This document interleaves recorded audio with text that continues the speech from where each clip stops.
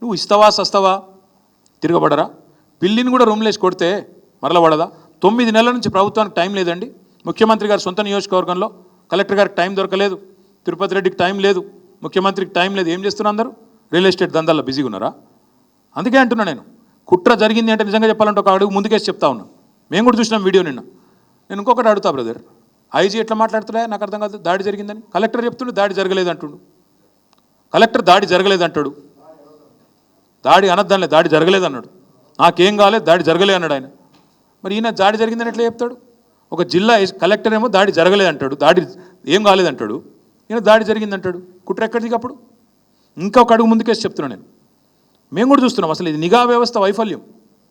కలెక్టర్ను మరి ఆయన గన్మెన్లు ఎడవేయినరు, పోలీసు వాళ్ళు ఎడవేయినరు. ఏమైనా జరిగితే వెంటనే ముందు ఆపాల్సిన వాళ్ళు ఎక్కడ పోయినరు? నేను ఒక్కడు కనబడలేదు. అంటే ఉద్దేశపూర్వకంగా ఆడ అశాంతిని రగిల్చి దాని పేరు మీద భూములు గుంజుకోవాలని చక్కరా? దాని పేరు మీద బలవంతం చేసి వీళ్ళు మర్యాద ఇంటలేరని చెప్పి బెదిరించి గుంజుకునే చక్కరా? చూస్తుంటే అట్లే కనబడుతుంది కుట్ర. మరి ఇది మాకు ఇప్పుడు ఇంకోటి, సురేష్ మా నాయకుడు ఎస్, నరేందర్ రెడ్డి మా నాయకుడు ఎస్. మరి సురేష్ భూమి పోతుంది, కొట్లాడా సురేష్? అడగద్దా? నోరు మూసుకొని కూర్చోవాలన్నా? తప్ప అది కూడా? సురేష్ నన్ను వచ్చి కలిస్తే తప్ప? వాళ్ళ పార్టీ వర్కింగ్ ప్రెసిడెంట్ నేను, నాకు కాకపోతే ఇంకొని చెప్పుకుంటాడు. వచ్చిండు చెప్పుకున్నాడు, ఆయన ఒక్కడు రాలే. 50-60 మంది రైతులు వచ్చిండ్రు. ఇక పెడతాడు ఐజీ గారు, మా మీద కేసు పెడితే పెట్టమని. నేను ఎందుకు వద్దంట? సురేష్ నన్ను వచ్చి కలిసిడే తప్పైతే నా మీద కూడా కేసు పెట్టమని. నేను ఎందుకు వద్దంట? పెట్టుకో.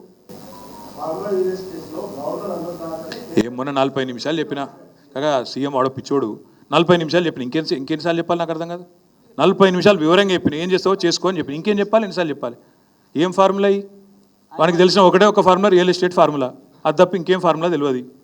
ఆ రియల్ ఎస్టేట్ ఫార్ములా, బ్యాగులు మోసే ఫార్ములా, ఈ ఫార్ములాలు తప్ప వేరే ఫార్ములాలు అర్థం కావు. అది ఫార్ములా అయ్యి అంటే తెలుసా ఆయనకి? ఏమన్నా ఏం తెలుసు?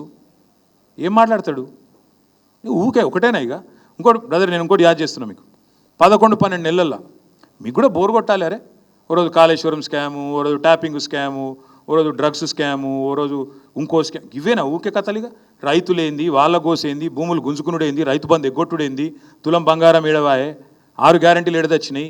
దీని గురించి అడుగుడు లేదా మీడియా కూడా? మేము తేరగా దొరికినా మమ్మల్ని అడుగుతారు, వాళ్ళు ఎందుకు అడుగుతలేరు?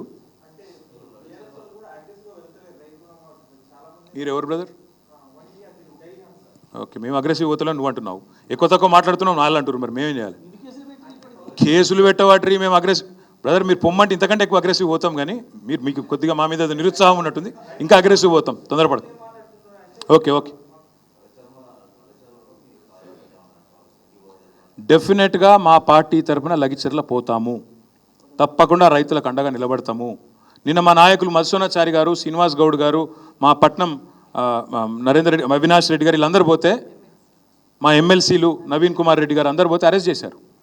తప్పకుండా పోతాం. ఆ లగిచెర్ల రైతులకు మేము అండగా ఫిజికల్గా నిలబడతాం, ప్రత్యక్షంగా ఉంటాం. వాళ్ళు న్యాయస్థానాల్లో కూడా వాళ్ళకి న్యాయం జరిగేదాకా కొట్లాడతాం. అది కూడా చెప్తున్నాను. ఇలా ఒకటి మాత్రం పక్క, పీడిత వర్గాల పక్షాన ఎవరైతే అణగారిన వర్గాలు ఉన్నారో వాళ్ళ పక్షాన మేము నిలబడతాం. అక్కడ ఉన్నదంతా గిరిజన రైతులు, వాళ్ళ భూములు పోతున్నాయని మొత్తుకుంటుందంతా ఇవాళ లంబాడ రైతులు, వాళ్ళకు అండగా మేము ఖచ్చితంగా నిలబడతాం. నేను చూసిన LHPS వాళ్ళు కూడా స్టేట్మెంట్ ఇచ్చారు, నేను స్వాగతిస్తున్నా.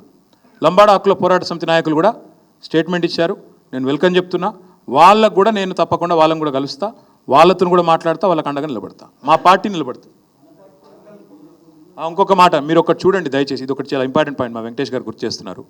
ఒక రైతుని నేను ఇంటర్వ్యూ ఇచ్చిండు అక్కడ. ఇలా ఒక BRS వాళ్ళే లేవు, కాంగ్రెస్ వాళ్ళ పొలాలు ఉన్నాయి, BJP వాళ్ళే ఉన్నాయి, అందరి ఉన్నాయి, పొలాల కాడ పార్టీలు ఏందా అని చెప్పి ఒక పెద్ద మనిషి రైతు, మీరు చూడండి వీడియో. మెజారిటీ కూడా కాంగ్రెస్కి వచ్చిందట ఆ ఊళ్ళో మరి.